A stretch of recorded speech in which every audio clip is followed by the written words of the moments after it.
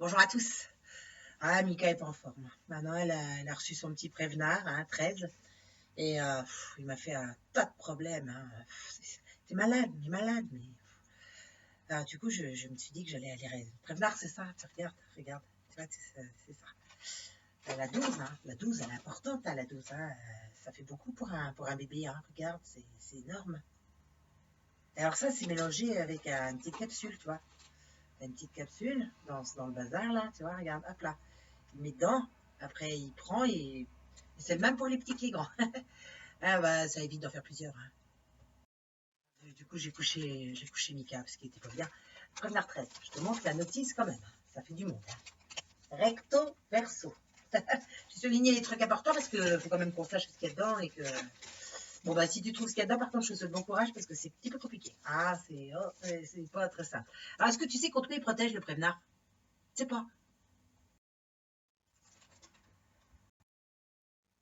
Alors, le Prévenard 13 est un vaccin qui est contre le pneumococcique. Voilà, pneumococcique. Et éventuellement des otites. Voilà. Bon, alors, donc, on continue. Alors, ils nous disent aussi que ce vaccin ne doit pas être administré si votre enfant est allergique ou hypersensible aux substances actives. Les substances actives, si tu veux, ça va être chaud parce que je vais te les lire. Je ne sais pas comment tu peux le savoir. Impossible. Ensuite, on nous dit que si votre enfant ou vous avez une interdiction sévère avec une température élevée à 38, là, dans ce cas-là, la vaccination sera différée. Et ensuite, avertissement et précaution. Alors, si vous avez eu des problèmes médicaux après une dose de Prévenard, donc là, là, faut le dire, on ne peut pas. Si ensuite vous présentez un problème de saignement ou que vous avez des bleus, donc faut pas non plus. Vous présentez aussi un système immunitaire affaibli pour plusieurs raisons. Là, faut pas non plus. Et en fait, si vous avez souffert de convulsions à la prise de médicaments pour faire baisser la fièvre, donc là, c'est pareil, on peut pas. Et on nous dit, comme tout vaccin, Prévenard ne protège pas toutes les personnes vaccinées. Je vous laisse lire, c'est en rose ici. Lisez bien. Bon, déjà, ça commence mal, l'affaire. C'est mal engagé. Alors ensuite, donc on nous dit, quelles sont les informations à connaître pour que votre enfant ne reçoive pas Prévenard. Donc ça, on vient de le dire.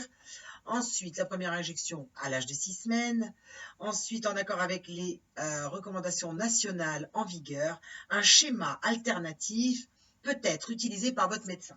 Je ne sais pas s'il met des plantes à la place ou je ne sais pas ce que ça veut dire, mais c'est à creuser, je pense, pour ceux qui ne veulent pas les faire. Ensuite, les enfants et adolescents doivent recevoir une injection.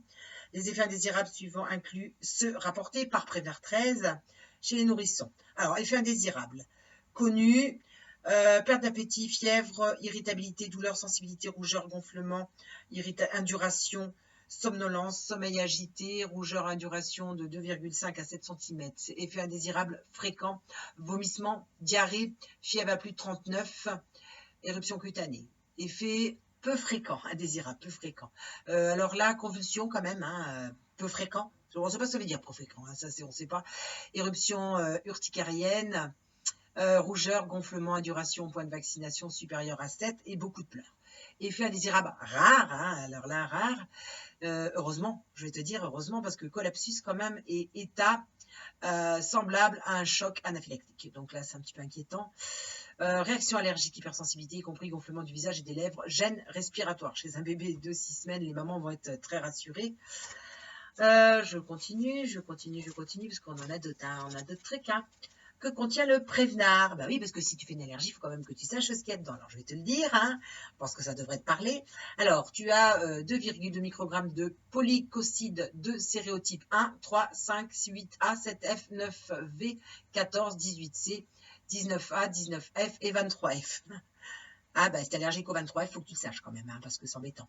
Alors, ensuite, tu as 4,4 microgrammes de polysiolite de sérotype et qui sont conjugués à la protéine vectrice CRM, CRM, si ça ne faut pas en manger, CRM, et absorbés sur phosphate d'aluminium, 1,25 milligrammes d'aluminium, 1,25 mg. Voilà. Ah, on a du lourd hein, quand même, hein, les gars. Alors, ça protège donc contre les pneumonies, Streptococcus pneumoniae.